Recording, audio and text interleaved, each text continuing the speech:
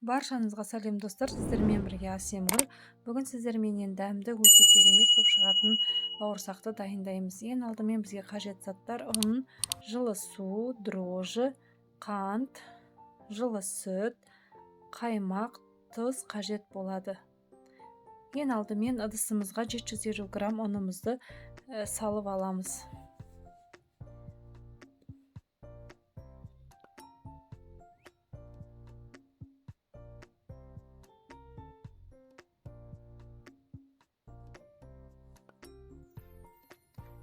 Үш жүз грамм жылы суымызға 200 грамм жылы сүтімізді қосамыз.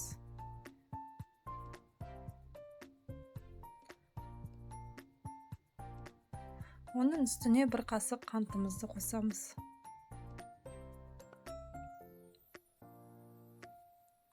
Оның үстіне бір ас қасық дрожжимызды қосамыз. Сосын жақсылап араластырамыз. Жақсылап араластырып болған соң бетіне пищевой пленкамен жауып 15 минутқа қалтырамыз.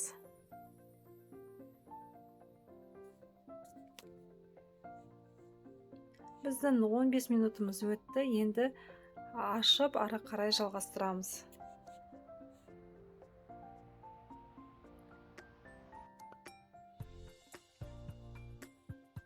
Енді ары қарай бір ас қасық тұзымызды қосып, жақсылап араластырып, оның үстіне 2 ас қасық сұйық майымызды қосамыз. Енді барлық дайын болған сұйықтықты ұнымыздың үстіне құямыз. Оның үстіне 2 ас қасық қаймағымызды қосамыз. Сосын жақсылап қасықтың көмегімен араластырамыз. Маған қасықпен араластыру ыңғайлы. Сосын ары қарай қолымызбен елейтін боламыз.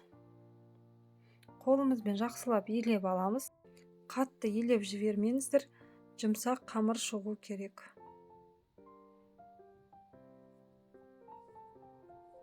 Міне осындай жұмсақ қамыр елейміз.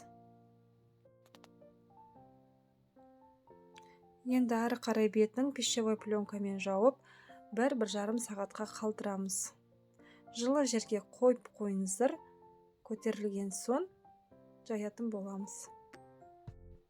Менің наным көтерілді. Енді ары қарай бауырсақтар жасайтын боламыз.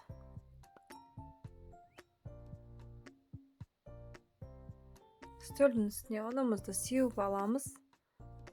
Біздің қамырымыз жабыс қалмайтындай. Енді ары қарай қамырымызды аламыз да үстелдің үстіне салып жаятын боламыз. Осылай оқтаудың көмегімен домалақ пішінді қамыр жаямыз.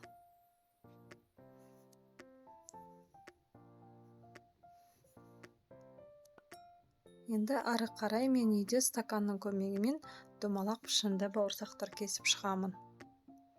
Сіздер де өз қалауларыңыз бойынша кесулеріңізге болады.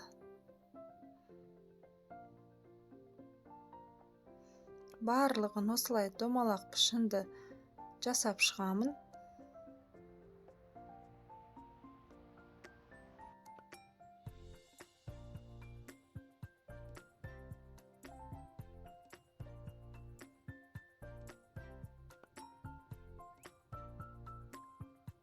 Барлығын мен осылай кесіп шықтым. Енді оны орамалдың үстіне тізіп, бетін орамалмен жауып қоямыз.